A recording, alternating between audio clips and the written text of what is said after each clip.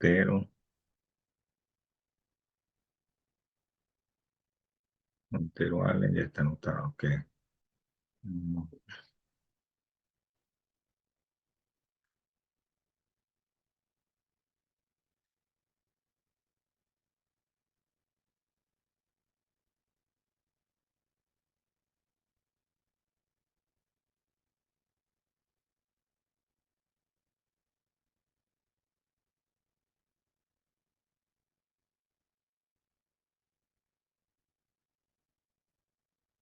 2, 3, 18.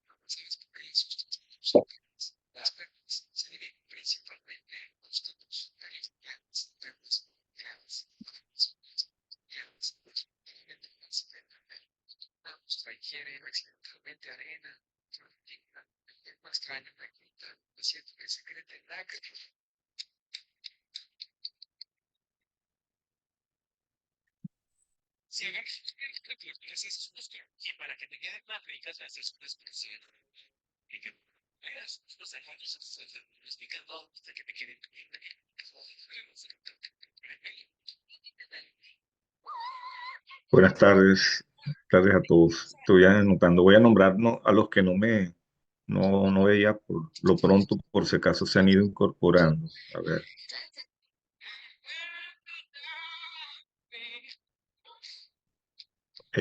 Bárbara Bonilla,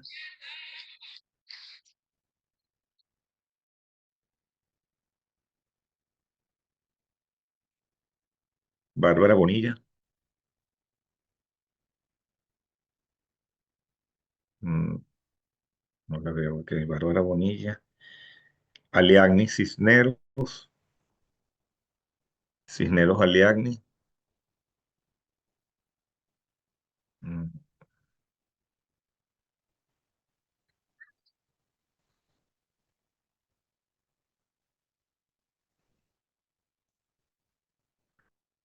mm, Wilmer Escalona Wilmer,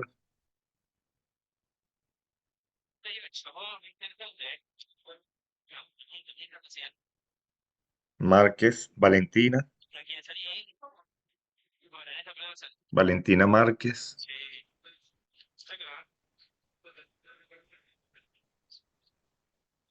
mm,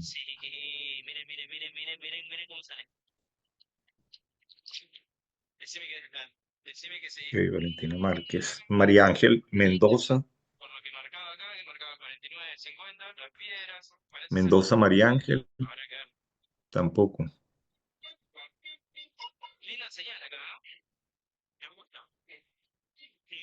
Eh, Rojas Marlinet Rojas,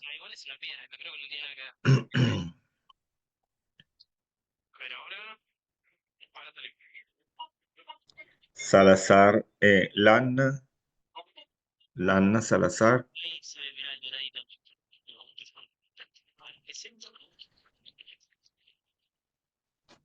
Vázquez Michel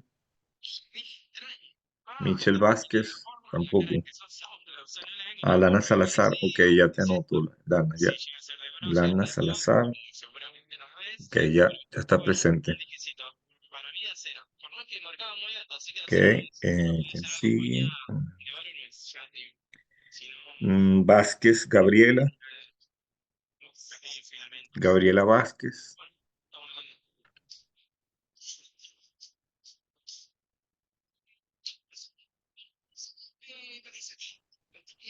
Bueno, voy a anotar por aquí.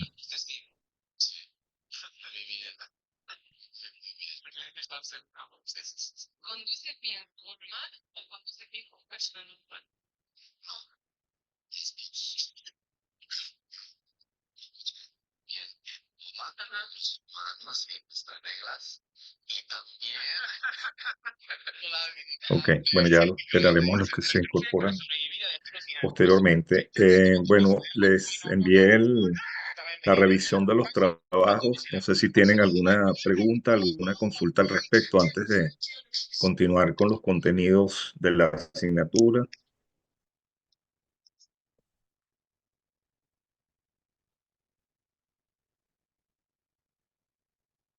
No sé si alguien tiene alguna consulta. Bueno, ya hemos comentado un poco los rasgos o los puntos que eran comunes en muchos de los casos. La idea justamente es que puedan, entonces, para la segunda entrega, que corresponde ya a la elaboración de fichas, hagan los correctivos sobre esta primera fase entregada y entonces en la segunda entregan lo que corresponde a la segunda entrega, pero con esta parte mejorada, ¿no?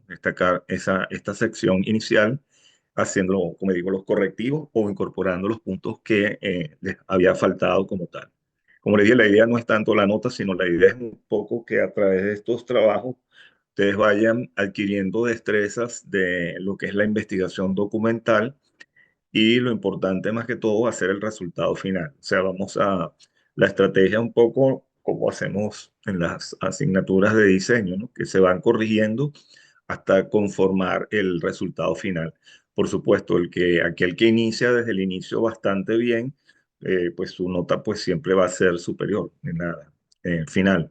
Pero la idea es pues que esas notas no sean un número, digamos, tan tipo promedio, sino que la nota sea flexible, de manera que si uno ve una mejora considerable en la siguiente entrega, pues eso obviamente va a repercutir en la entrega final. Bien, bueno, si no hay ninguna pregunta al respecto, consulta, vamos a proceder entonces. Habíamos iniciado el tema del romanticismo, nos habíamos quedado en la parte del eclecticismo. Paso a compartir.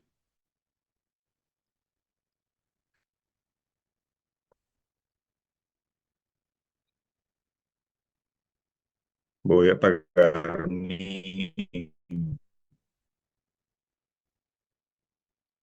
video para que no se vaya.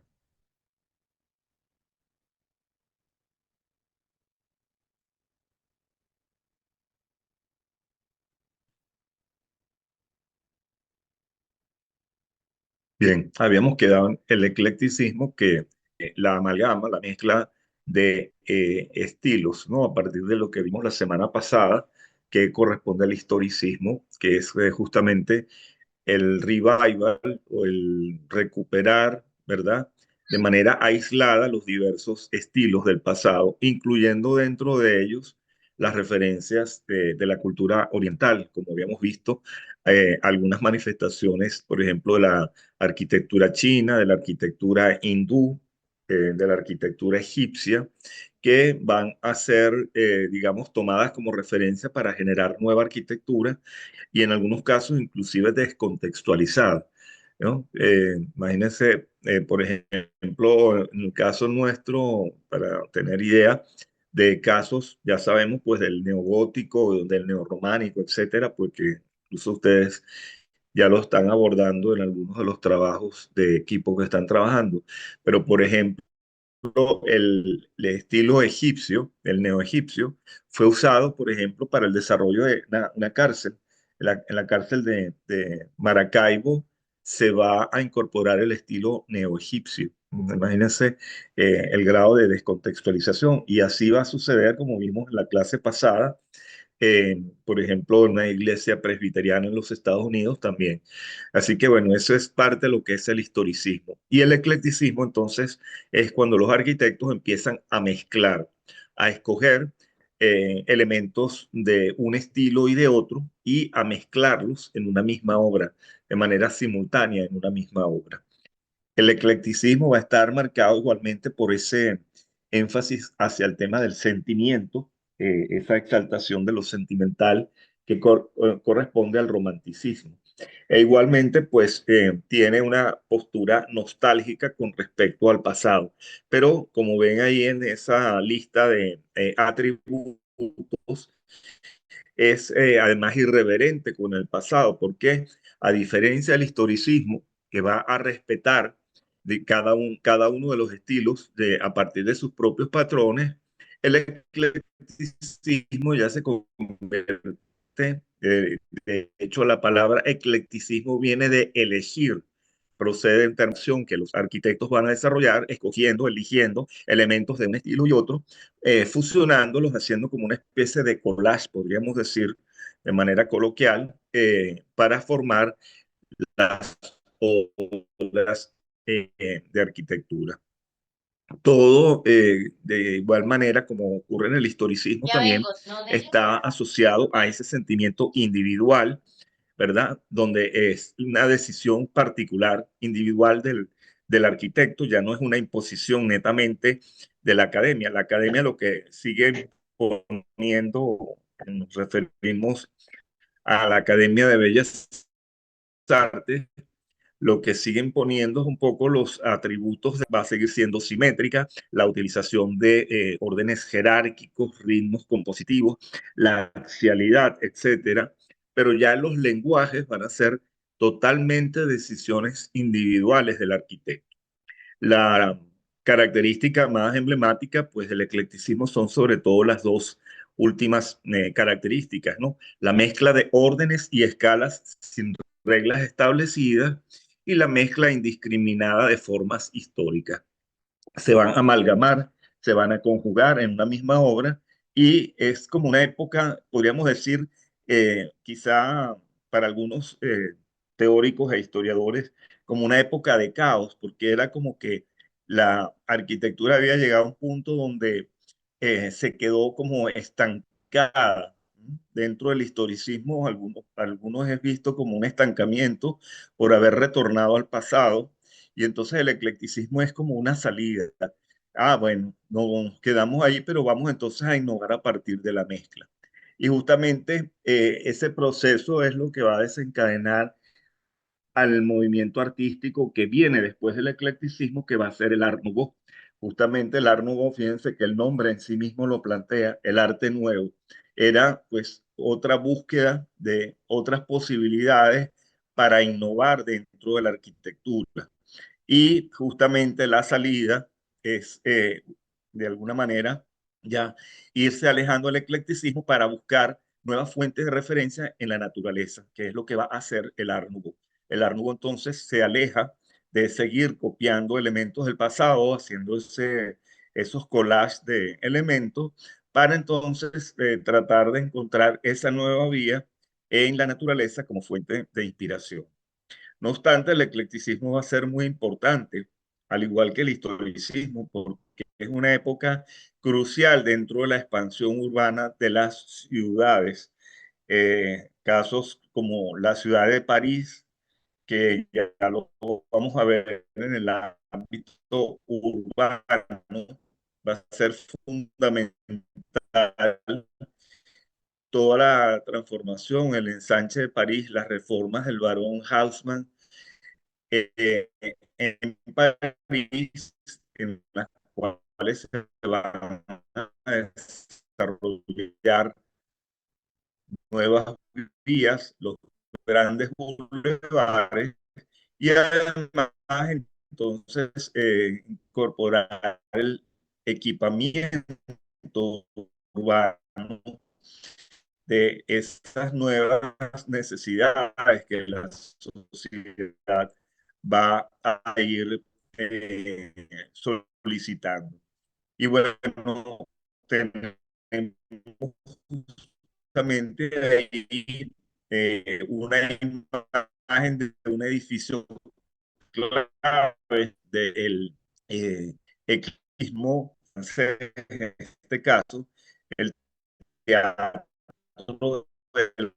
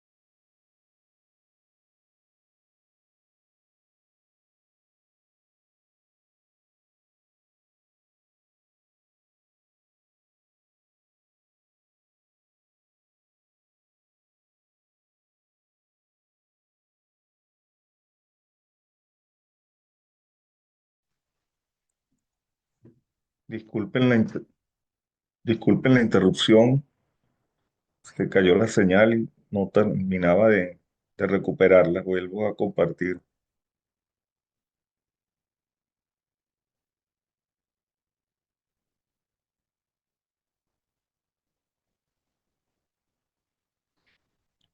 Bien, estábamos en esta parte. Decíamos que el Teatro de la Ópera de París es uno de los mejores exponentes del eclecticismo francés y una obra justamente, como les decía, que las obras del eclecticismo corresponden justamente a esa fase donde muchas ciudades europeas emprenden transformaciones urbanas importantísimas, precisamente para resolver toda la problemática que se había ido gestando en las ciudades a raíz del proceso de la revolución industrial, que obviamente fue incrementando de manera desmesurada la población, generando barrios insalubres en la periferia, etcétera. Eso lo vamos a revisar en el tema de la ciudad industrial. Pero justamente el instrumento arquitectónico para el desarrollo de esas nuevas áreas de la ciudad o la reforma de las áreas existentes va a ser justamente o va a coincidir con la época estelar del eclecticismo como recurso. En el caso del Teatro de la Ópera de París, es claramente una obra que fusiona elementos del barroco y del renacimiento. Tiene claramente elementos neorrenacentistas, neobarrocos. Podemos verlo claramente en la imagen interna, el vestíbulo, que es uno de los espacios realmente más connotados, esa serie de escalinatas claramente monumentales que arman todo un vestíbulo que es casi tan teatral como el espacio mismo del teatro, porque obviamente es el foyer del teatro, es casi tan importante como la escena donde se van a desarrollar justamente todas las obras, en este caso de ópera, que es el objetivo principal. Podemos ver allí que siguen estando presentes los rasgos de la composición academicista, claramente un basamento armado por toda una sucesión de arcos de medio punto que forman los accesos, y luego en el nivel segundo, segundo estrato, claramente como armada una especie de logia de influencia italiana, y los frontispicios, vean que ya aquí no se recurre a los frontispicios triangulares, sino los frontispicios semicirculares que son claramente asociados al barroco. Y algo también muy característico que va a usar el eclecticismo es la utilización de los grupos escultóricos, la escultura como elemento que se van a incorporar como elementos de remate, como elementos para ornamentar, pero a su vez también para darle como una conclusión, a diferencia de las típicas terminaciones de la época eh, historicista, por ejemplo, del neoclásico, que generalmente se acudía o se resolvía a través del típico frontispicio triangular. Dentro de ello, pues está todo lo que sería ya la parte artística, ¿no? Que obviamente es el instrumento que termina completando esto, la exacerbada ornamentación, justamente procedente tanto del barroco como del renacimiento, como podemos ver en esa imagen. Y al ver la planta de la edificación, pueden ver claramente también la utilización de la planta en forma de herradura, que es claramente usada dentro del teatro barroco, claramente de origen, en este caso, de la ópera italiana. Este edificio es icónico, además, como lo ven ahí en la planta, porque es un edificio exento, no se adosa a ningún otro edificio, sino realmente arma una isla que remata visualmente el bulevar en un sentido, pero también por la parte posterior. Y las fachadas laterales, aun cuando son similares, tienen cada una su propia autonomía. Todo ello girando en torno al mismo estilo, como hemos referido a esa amalgama de elementos en el espacio interior. A su vez, pues todo el material, vean la opulencia que representa como tal, toda la decoración, etcétera, que tiene que ver un poco con una exacerbada decoración. Aquí podemos ver los espacios internos que claramente nos demuestra toda esa exacerbación de lo que sería la amalgama de las líneas clásicas con las líneas barrocas en los espacios, justamente los salones, vestíbulos que son claramente como espacios de estancias previas antes de entrar a la sala propiamente. Y ahí tenemos las dos imágenes del salón propiamente del teatro, visto hacia los palcos, en la parte superior y vista hacia la escena en la parte inferior. ¿Mm? Vean que las columnas ya en esta parte son absolutamente caprichosas en sus formas. En la parte superior se ramifican, sosteniendo esa especie de anillo que rodea la base de la cúpula o tambor sobre la cual se apoya la cúpula que corona finalmente el espacio. Y la imagen de la derecha creo que habla por sí sola en toda la exacerbación decorativa. Vean que ya ahí es claramente pues una amalgama exacerbadamente ornamentado, además de todos los recursos lumínicos, las lámparas, todas las doraduras que marcan las obras pictóricas, etcétera. Claramente una, digamos, fusión de elementos de todo tipo que además se asocia justamente, como decimos, a esa opulencia que, bueno, corresponde justamente a esta etapa de la fase final del siglo XIX, donde la sociedad está en pleno apogeo, hay una época de relativa bonanza económica. Aquí tenemos otro teatro donde podemos ver también esa fusión, donde igualmente se amalgaman elementos neorrenacentistas y neobarrocos.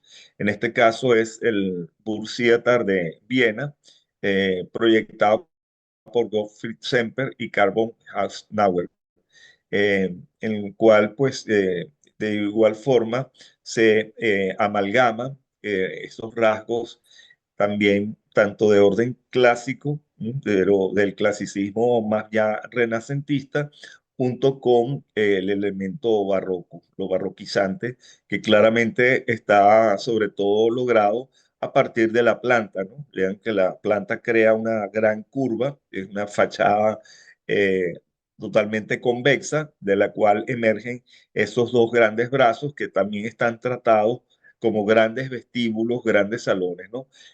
La imagen que tenemos a la derecha corresponde justamente a uno de los brazos, ¿no? Que está tratado con esa gran escalinata de ascenso, que es típico de los teatros de la ópera de la época, porque, como les digo, ir al teatro era no solamente ir a presenciar la obra de teatro, sino era realmente todo un acto social, ¿verdad? Para encontrarse con las amistades y también para un poco jactarse de todo ese lujo, ¿no? Era un poco ir a exhibir la vestimenta, las joyas, poder intercambiar, ¿no? Con las familias y era parte de todo ese ritual de ir al teatro. En el siglo XIX era claramente toda una actividad cultural, pero además vinculada obviamente con las clases sociales adineradas.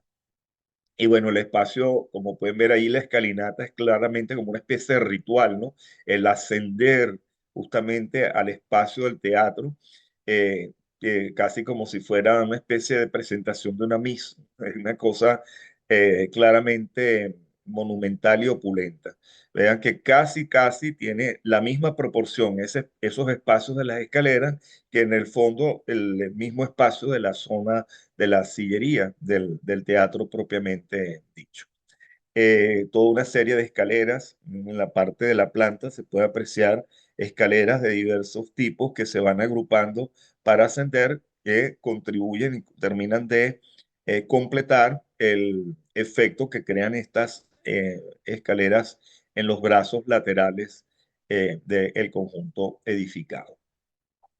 Otra obra que aquí ya es incluso mucho más, digamos, eh, evidente, esa amalgama de estilos, es este palacete en Portugal, en la localidad de Sintra, el Palacio de Pena en Sintra, es una ciudad cercana a la capital, cercana a Lisboa. En este caso es una estructura residencial, ¿no? Pero fíjense, la planta ya es claramente una estructura de ascendencia totalmente pintoresca. ¿Mm?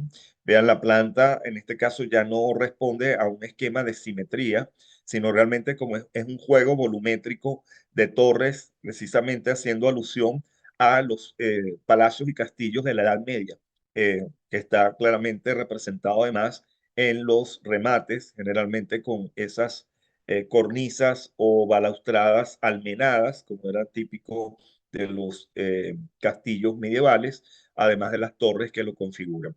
Junto con ello, la utilización de la policromía, que es también algo que es bastante singular en este caso, la utilización igualmente de azulejos, que es algo muy típico dentro de la cultura de Portugal, la utilización de las baldosas de cerámica vitrificada, pero ornamentada y policromada, pues también forma parte de algunos frentes de la fachada, ahí donde se ven las zonas azuladas, corresponde también a revestimientos azulados. Bueno, en este caso es eso, una amalgama total de elementos medievales.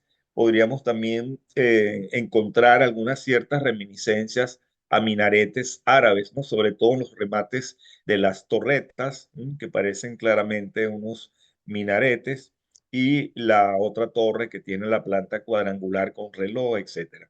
Es un claro ejemplo ya de eclecticismo. Y fíjense que aquí, en este caso, el eclecticismo no se concentra solo en el espacio interior, sino que también, perdón, en el espacio exterior, en las fachadas, sino también en el espacio interior, porque cada una de las estancias fueron decoradas, ornamentadas con distintos estilos. Es algo muy común que se fue popularizando en los palacios europeos, ¿no? Que de acuerdo a los gustos de cada rey y a su vez de la familia real, se ornamentaban y decoraban las distintas estancias con diferentes estilos y se iban además renovando a través del tiempo. Bueno, este es un claro ejemplo de un, eh, eh, eh, digamos, testimonio del eclecticismo empleado en el caso de Portugal. Otra obra para que ir viendo, pues, de distintos lugares, ¿no? De distintas localidades de Europa. Este es otro ejemplo, y sin embargo aquí, digamos, ya más hacia una tendencia clasicista, ¿no? Aquí también es eh, volcado más también hacia el neorrenacimiento y al neobarroco. Es el Reichstag, el edificio del Reichstag de Berlín, proyectado por Paul Wallo. Este edificio que es icónico precisamente porque también fue bombardeado en la Segunda Guerra Mundial y eso es lo que explica las dos imágenes que estamos viendo allí. La postal de la izquierda corresponde a la cubierta que originalmente tenía. Era una cubierta en forma de pabellón, como cuatro aguas, pero curvilíneas.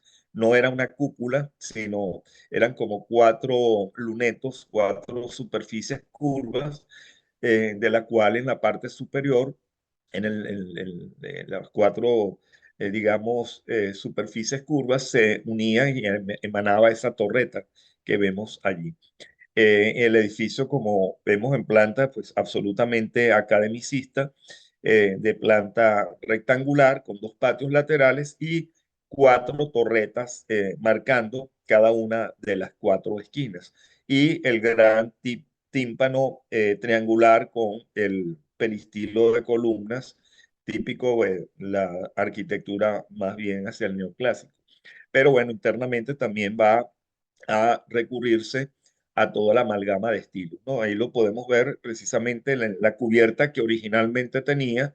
Fíjense que no correspondía a una cúpula, sino era ya una cubierta bastante singular, producto de todas esas fusiones del eclecticismo. Después del término de la Segunda Guerra Mundial, el edificio fue restaurado y reconstruido parcialmente. En este caso se recurrió a intervenir en la espacialidad interior, se perdió en gran medida. Esto, como tal, la función del edificio era claramente el Parlamento, ¿no? Era el Parlamento alemán, el Reichstag. Vean que en la planta hay una gran área de graderías que corresponde eso a la zona del debate de Congreso como tal de los congresistas. Luego fue en el proceso de restauración, reconstrucción, es cuando se reemplaza entonces y se incorpora esa cúpula de vidrio, además de otras reformas internas ya claramente modernas, se le van a incorporar, ¿no? Esto fue intervenido por Norman Foster, es parte de la cúpula que vemos ya en el resultado final, pero que producto de la reconstrucción ulterior a la guerra mundial. En el caso de Madrid, otro claro ejemplo del eclecticismo es el edificio de telecomunicaciones, el Palacio de Telecomunicaciones. En este caso, proyectado por el arquitecto Antonio Palacios junto con el ingeniero Joaquín Otamendi Machimbarrena. Ambos eran compañeros de estudios. Este proyecto es uno de los edificios icónicos del eclecticismo en Madrid y a su vez también es un edificio icónico porque está localizado en un punto neurálgico y a su vez se ha convertido casi como en una postal típica de la ciudad de Madrid. Si bien se hace como Palacio de Telecomunicaciones, debía reunir las funciones de correo, teléfonos y telégrafo originalmente. Por eso la planta, fíjense, vista la planta abajo, lo que es el cuerpo principal, se estructura como a manera de trébol.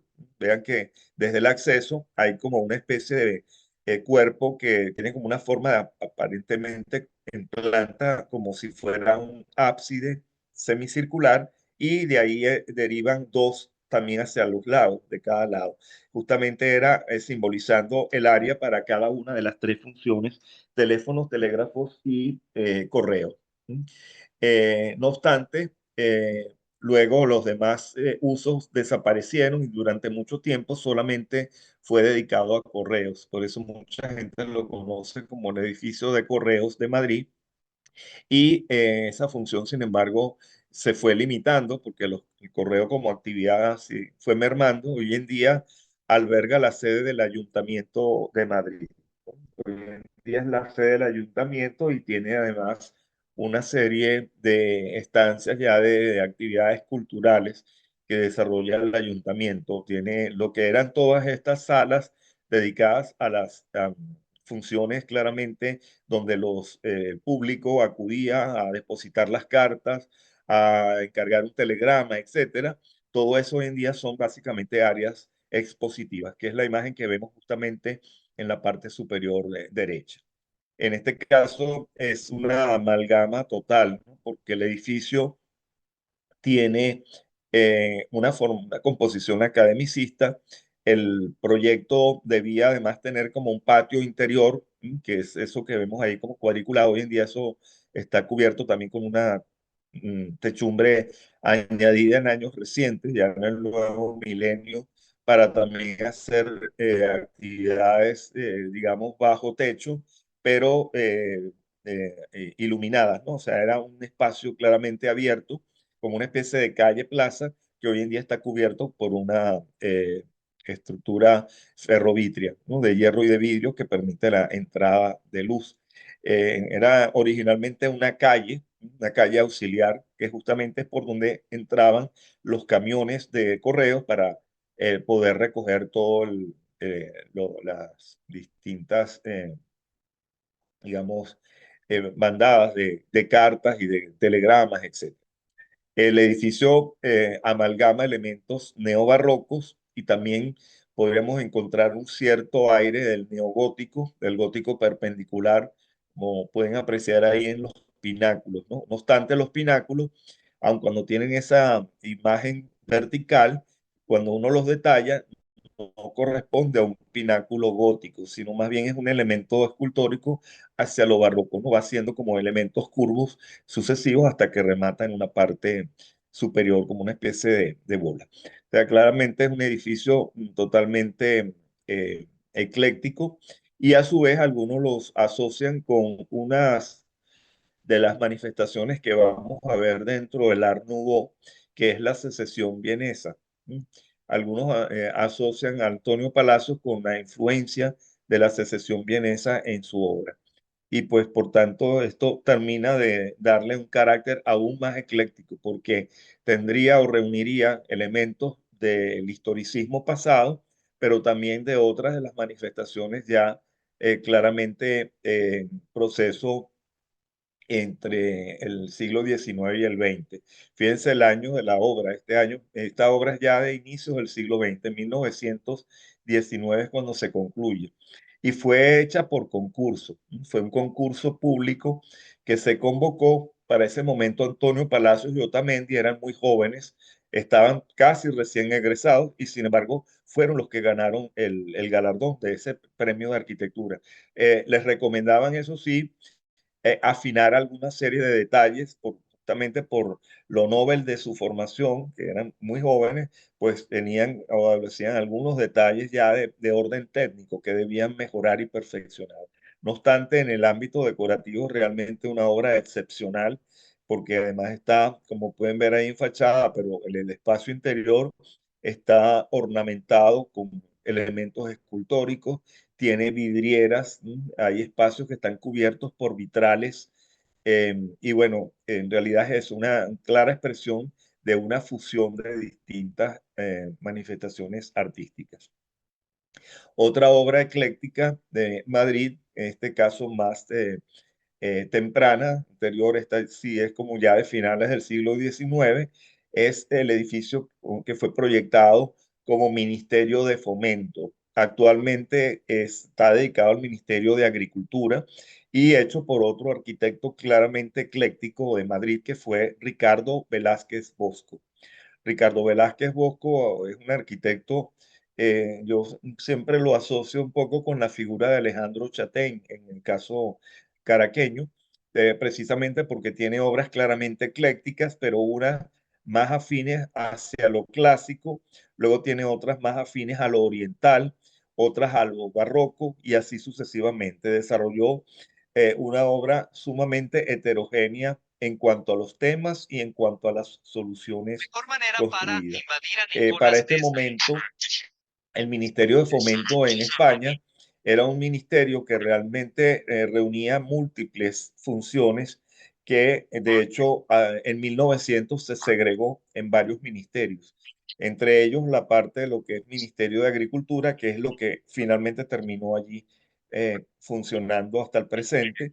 Pero fíjense, para ese momento el Ministerio de Fomento también aglutinaba educación, bellas artes, obras públicas, agricultura y pesca y ganadería. Todo eso era vinculado con fomento, ¿no? Obviamente la palabra fomento está asociado a las ideas del positivismo del siglo XIX, que era justamente impulsar el progreso a través de todos los instrumentos posibles.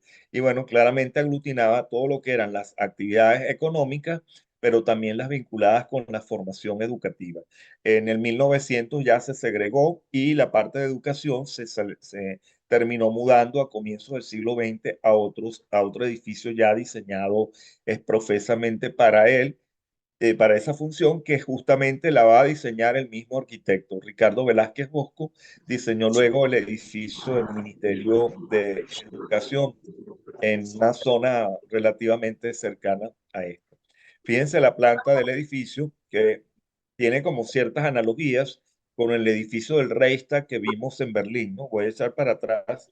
Vean, fíjense la planta del Reichstag, un claro rectángulo en el cual cada una de las esquinas están tratadas como un cuadrilátero perfecto, elevado como una gran torre, y bueno, luego el cuerpo central donde aglutina las funciones principales y dos patios laterales.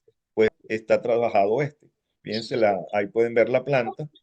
Tiene cuatro pabellones igualmente en esquina, el espacio central en el cual se reúnen las circulaciones. Ese corresponde justamente a la imagen que estamos viendo a la derecha, la parte de la escalera monumental. Esa imagen de la derecha es lo que vemos en el punto central del edificio. daría lo que Y sea por aquí conseguir hacia la parte posterior emerge un un amigo. volumen Yo convexo pasaré de 5 noches forma contigo. semicircular, que es justamente como una especie de Si no auditorio conseguimos del algo, pasaremos 5 edificio noches con los hombres de, los el Ministerio de iré a Fomento. explorar Aquí contigo. también podemos ver, No vendo y por el tren. favor, alguien tiene el ¿Qué dices de micrófono qué? abierto, por favor, ¿Qué es eso apaguen el de allá? micrófono.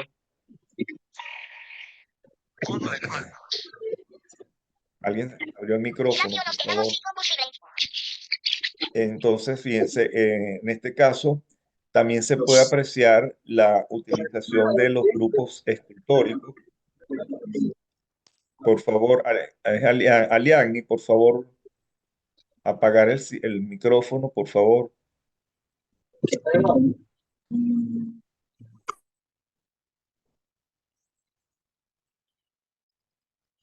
Gracias.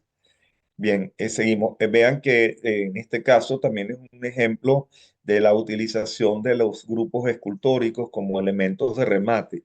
Si bien el cuerpo central tiene la utilización de columnas, en este caso de orden compuesto, armando ese gran pórtico de pares de columnas, en este caso no remata con un tímpano triangular a la manera de la arquitectura neoclásica, sino ese elemento escalonado en el cual de alguna manera se reinterpreta el tema del tímpano triangular, pero escalonando los grupos escultóricos.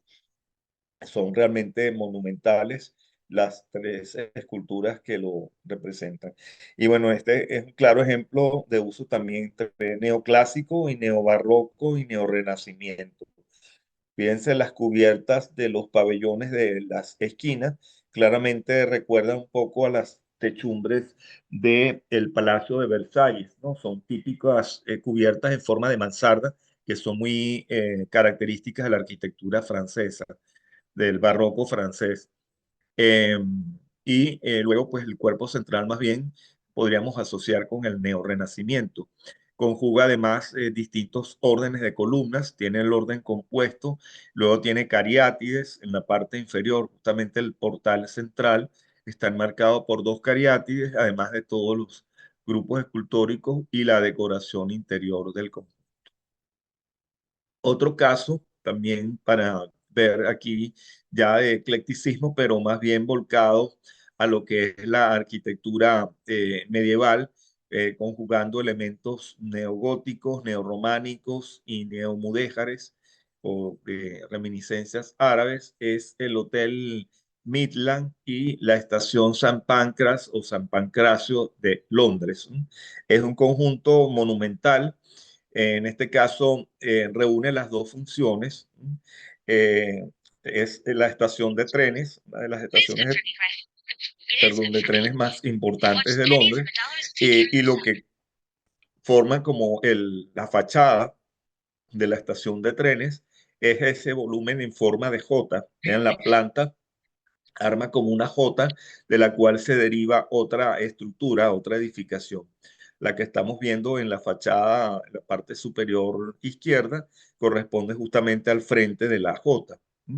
Vean que en este caso, utilizando el ladrillo, es toda la fachada básicamente de ladrillo, con cubiertas también de mansardas llenas de buhardillas, elementos escalonados, torres que claramente tienen unas reminiscencias medievales, el uso de arcos ojivales, eh, claramente de ascendencia neogótica, a su vez con elementos también del neorrománico. Y bueno, a su vez aquí se conjuga la utilización del hierro y del vidrio, que como es un recurso que ya está en boga en esta etapa, pues también va a aparecer claramente como recurso amalgamado a todas estas referencias historicistas. Otro ejemplo, de nuevo aquí en Francia, en París, la iglesia San Eugenio y Santa Cecilia, en París, del arquitecto Boileau, en el cual es Prueba la guía para un acariciar bichis. eclecticismo también volcado más a lo medieval. Pero fíjense, en este caso, la planta es muy, podríamos decir, racional, ¿no? Una planta basilical rectangular, arma unas tres naves con unas pseudocapillas en los extremos laterales, ¿no? Pero es recurriendo a toda una estructura metálica, ¿no? En este caso, todas las columnas ya son de hierro fundido, y parte de las arquerías que forman la estructura, recreando un poco lo que es las reminiscencias formales del gótico, igualmente en la parte externa. Pero ya claramente es una obra ecléctica, ¿no? Porque tiene elementos aun cuando recurre a esos elementos del gótico, la estructura de la iglesia más bien es bastante chata. No hay una exaltación a la verticalidad, sino más bien a la horizontalidad. Y si vemos las fachadas laterales, fíjense que arma también como especie de frontispicios, ¿no? Cada dos módulos estructurales arman como un elemento triangular más hacia las líneas clásicas, pero inserta dentro de la composición de esos elementos de los tímpanos un rosetón circular y dos vanos ojivales, dos arcos ojivales, y así se va repitiendo, que casi la fachada lateral pareciera casi la estructura de una fábrica, ¿no? Como unos elementos fabriles, como derivando de lo que es la nave central, unos techumbres a dos aguas, pero no asociadas a lo que son los patrones propiamente del gótico, que implicaría una mayor verticalidad. Fíjense que casi tampoco hay pináculos, salvo los dos que enmarcan el cuerpo central. Del resto, es como una amalgama entre una composición volumétricamente más clásica, pero usando elementos ornamentales del lenguaje gótico. Y por supuesto en la espacialidad interna, también claramente como un neogótico, pero recurriendo a su vez a la estructura metálica como recurso constructivo. Otro ejemplo claramente del eclecticismo, donde también emerge ya la utilización de las estructuras de hierro y de vidrio, va a ser este conjunto que se hace para la gran exposición universal, otra exposición universal que se hace en París. No es la primera que se hace en París, es poco después de Londres. Esto ya lo vamos a ver en el caso de la ciudad industrial. Esta es una que se hace, es creo que la tercera de las exposiciones universales de París, porque hubo otra que se hace para conmemorar eh, el centenario de la Revolución Francesa en 1879. Esta es de 1899 y es el llamado Petit y Gran Palacio. El pequeño y Gran Palacio, vean que son dos edificios complementarios armados en forma de eje, un eje los hilvana, pero están separados, ¿no?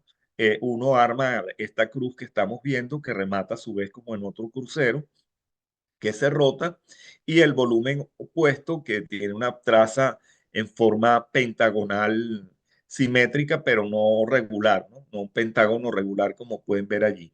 Y entre ambos se forma un gran espacio tipo paseo, con jardines y paisajes que se enlaza con áreas de parques cercanas. En este caso, la estructura también alude un poco a estas reminiscencias del barroco, en la fachada sobre todo, una ornamentación claramente barroca. Aquí van a participar diversos arquitectos porque es realmente un conjunto para resolver toda esta necesidad para la Exposición Universal de París. Lo va a coordinar Charles-Louis Girol, pero como ven ahí, cada una de las naves y alas la van a hacer otros arquitectos. Henry Adolphe de Glan, las naves norte, central y sur, lo que es el conjunto, el volumen del edificio más grande. Luego el ala oeste, Albert Félix Théophile Thomas, y la sección central, Luis Albert Loubet. Arman como un equipo multidisciplinario para desarrollar todo este gran conjunto. Fíjense, seguimos ahí viendo lo que es el pequeño palacio, es justamente el que vemos en la parte de arriba, que es el que tiene la traza pentagonal. En este caso, es como un gran elemento aporticado con un gran arco central, armando pues todo un espacio interno que conforma esa, digamos, sala de traza pentagonal.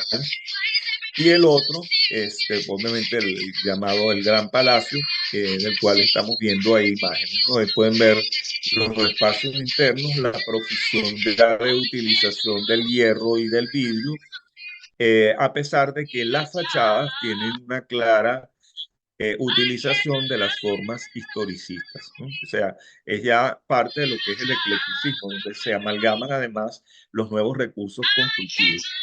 Aquí el hierro y el vidrio, pero toda esa estructura está rodeada, ya vamos a ver eso también en el tema de la arquitectura de hierro y del vidrio, porque había algún rechazo desde el punto de vista cultural en las ciudades europeas a usar el hierro y el vidrio de manera directa.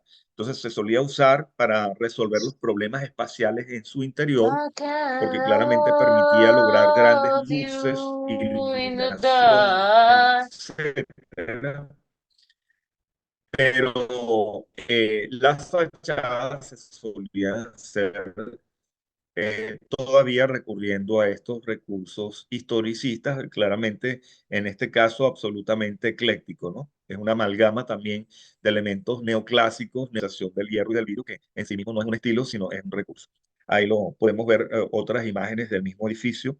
Fíjense que el Gran Palacio son realmente como tres grandes salas que arman como un gran crucero y rematan la parte posterior por ese elemento rotado que tiene auditorios, tiene como salas de auditorio.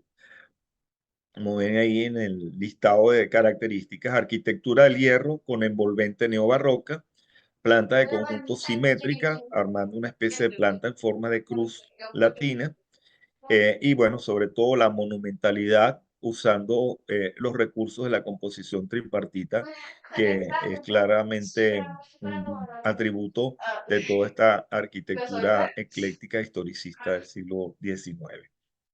Esta es una imagen ya el llamado pequeño palacio, ¿no? Está uno frente al otro. ¿Mm? Esta es la imagen de uno vista por un lado de la parte posterior. Este es el pequeño palacio. Y bueno, igualmente se puede apreciar las salas que arman el volumen principal, claramente pues salas para toda la exposición y exhibición de piezas en todo el conjunto. Otro ejemplo de arquitectura historicista y ecléctica, claramente la tenemos en esta famosa, la Iglesia de la Resurrección de Cristo de San Petersburgo, de Alfred Parlin, justamente una obra que se hace en el siglo XIX, pero su terminación se va a extender hasta comienzos del siglo XX. En este caso ya es un eclecticismo que obviamente recurre a las referencias de la arquitectura bizantina, la arquitectura hindú, y los mismos referentes que están presentes en la Catedral de San Basilio de Moscú, ¿no? Pero en este caso, la Catedral de San Basilio de Moscú sí es original desde el punto de vista histórico.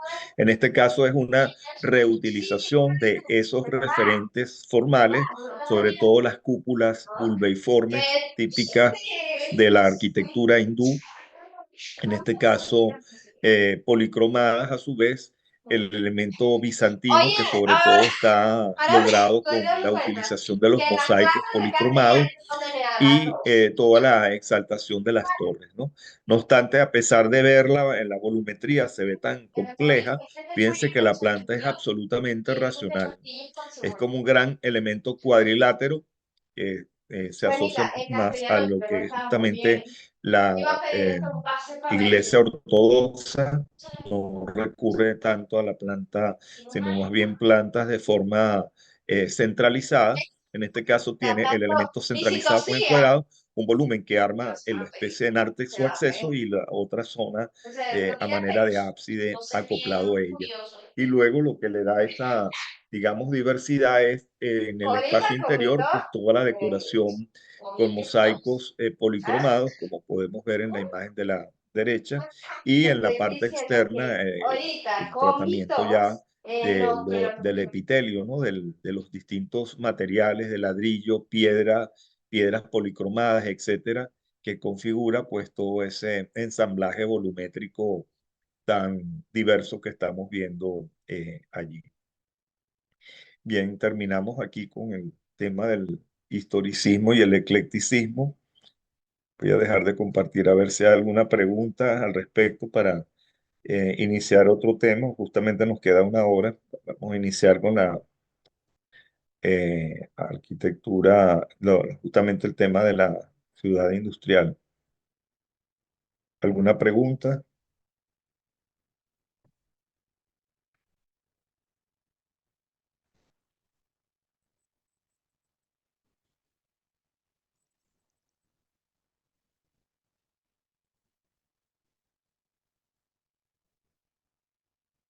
Bueno, paso entonces a compartir